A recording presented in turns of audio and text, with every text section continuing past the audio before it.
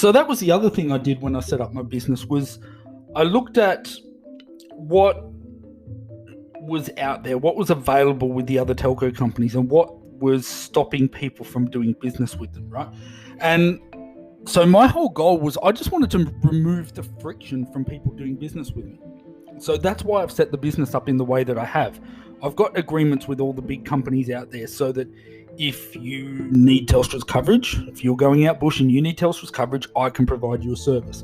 If you're metro based and you don't care about coverage, you just want the best price, I can provide you a service. If you don't care about your mobiles they're taken care of and all you need is a new phone system, I can provide you a service. If your phone system's fine and you need an NBN connection or a large fiber, I can provide you a service. So for me, it was all about removing the friction. Whether you want to get a bill from Telstra or Optus and you want to be with one of those big established companies, I can provide you a service. If you're happy to come with me under my wholesale platform, which actually gives me a lot more control over, looking after my clients, I can provide you a service. So it was purely just based on, okay, why would somebody not want to deal with it? When I was working for Optus, if I walked into a room of 100 people, there's already a portion of people in that room that I can't do business with, or that can't do business with me, because they need Telstra's coverage. They go out bush, they go into areas where they just need it. It is what it is. So there's two options that you've got there. You can either fight it and try and argue and try and convince people that, no, this product works just as well as that one, or whatever industry you're in.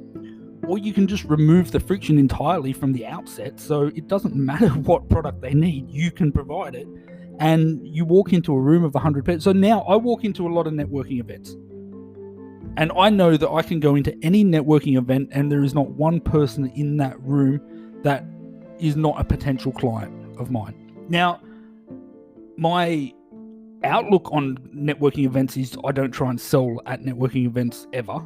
It's not the platform to do it. And I think you find very quickly when you do a lot of these events who is there just to try and sell to people and who's there to actually build relationships. And for me, it's all about the relationships. But when you go in there with that mindset of I can potentially do business with every single person in this room, you've immediately cut out 100 different objections. You've immediately cut out that friction of, I look, and even now I'll walk into these networking events and there'll be 30, 40, 50 people in the room, and I'll look around and go, okay, who can I potentially do business with for me, not for them to become a client of mine, but for me to actually work with them for their services. Right? So that's what I did. I looked at, okay, what is stopping, when I was at Optus, what stopped somebody from doing business with me? Typically it was coverage. When I was at Telstra, what stopped people from doing business with me? Typically it was price. So you have a look around at all of these different providers and, okay, they've all got their strengths and their weaknesses. So all I did was set my business up in such a way where I can take advantage of every strength and minimize to almost obliterating every weakness. Right? Now, I still get some people that will say to me, oh, well, this company or that company can do an NBN service for $50 a month. Can you match that? No. Off you go and do business with them. But that's not my target market anyway, so I don't really care. It's once you've identified what is your target market, once you've got that in your head, these are the people that I'm going after, okay, what products do they need and what is going to stop them from doing business with me? You actually need to sit down and consciously write out what is going to stop my target market from doing business with me. Is it price? Is it service? Is it geographic location? What is going to stop them from doing business with you? And then once you've got that list, you can work out, okay, what do I have control over? What do I have control over today? What can I potentially have control over in the future? Right? So if you're a one-man band plumber working in the northern suburbs of Perth, and eventually you want to be able to service clients that are south of the river, it's not something you can control it today. If you want to drive all that way, you can do it. Most people don't. They want to service their local area. You can potentially control it in 3 to 5 years' time, or 2 years' time, or 10 years' time, or however long it takes you to grow to a stage where you can put somebody on south of the river. you absolutely can control it then, but you can't control it now. So what is it that you've got control over, and what is it that you can eliminate? Where can you eliminate those frictions from people doing business with you? That's one of the biggest keys. If you can wipe out any level of friction, or as much as humanly possible, from somebody doing business with you, then everybody's a potential client. Now, you're never going to get everybody as a client. I don't think anybody has 100% market share in almost anything. Even the largest companies in the world don't have that much of a monopoly. But what you can do is you can cut out friction to the point where everybody's a potential client, or as many people as possible are a potential client. Okay, and then you can actually target your marketing to, this is who I want to go after, ideally. Now, you're never going to get 100% of the market, right? I'm never going to service 100% of the businesses in Perth for their telecommunications needs. It's just not going to happen, right?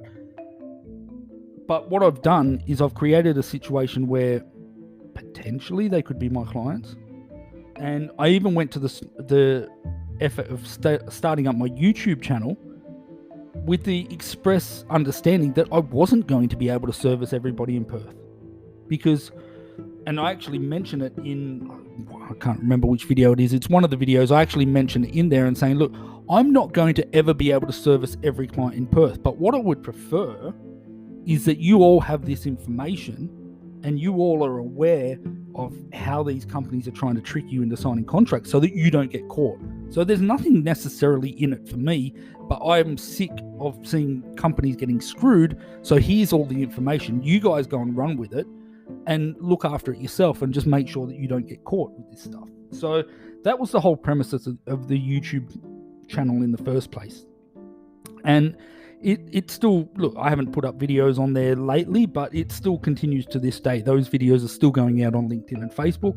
And if any business out there takes one piece of advice from one of those 20 odd videos that I've got there and uses it to make themselves a better decision so that they don't get screwed on a phone system and they don't sign a 5-year contract, or they don't sign a 2-year SIM-only mobile plan or some insane thing like that, then I'm happy. That's job done as far as I'm concerned. So it's just about, again, remove as much friction as humanly possible so that the greatest number of people are potential clients. You're never going to get them all, but you'll get a good percentage of them as long as you've done that and you remove that friction. So I think if you take anything from today, it is when you're starting your business, make a list, or even if you've already started, you could do this a few years in. You know, I might even look at it now and go, okay, let's review this and make sure that I haven't left any gaps there that I can potentially cover now, right? But when you're starting in particular, make a list of all of the things there that could potentially stop somebody from being your client. Now, yes, some of them you're never going to be able to remove, or very, very unlikely to be able to remove, but what can you remove, or what can you mitigate as much as humanly possible so that you've got the largest audience that you can speak to? And once you've got that audience in your mind and on paper, then you can target your marketing to that audience. Right. Facebook, LinkedIn, Instagram, they've all got, and probably every other platform out there, they've all got targeting tools now. You can target your marketing saying, I want to speak to a 33-year-old male business owner in Joondalup who likes golf. You can target to that. If that's your ideal client, you can do it. Or I want to target to a professional businesswoman living in, where are we living? Living in Subiaco, working in the city in an accounting firm. You can target to that. You can even target to saying that you want her to be the CFO of the accounting firm. Even better, right? So whatever you're marketing towards, you can actually target to that, but there's no point in doing that if you've just gone a scattergun approach and you don't actually know who the hell you're actually trying to target. Once you've got that list of all of the people that you can potentially do business, and you've wiped out all of the potential reasons for people not to do business with you, then you're in a much, much better position than what you're going to be if you're just trying to wing it and go with the flow. So, look, I hope you've gotten some value from that.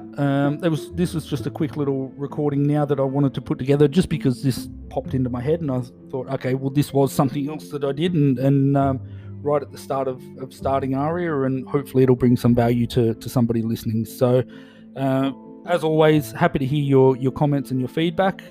Enjoy your day, and I'll speak to you next time. Cheers.